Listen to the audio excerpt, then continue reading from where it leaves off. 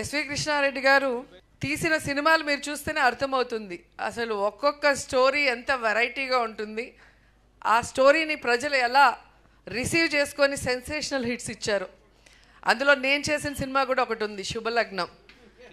ఒక భార్య భర్తను అమ్మేయటం అనేది నిజంగా ఎవరు ఎక్స్పెక్ట్ చేయరు అలాంటి స్టోరీ. సో అలాంటి ఒక సినిమాని కన్విన్సింగ్గా తీయటమే కాకుండా అది ఎంత పెద్ద హిట్ అయిందో మీ అందరు కూడా చూశారు. జగపతి బాబు గారి లైఫ్లో ఫస్ట్ సూపర్ హిట్ ఆ మూవీ.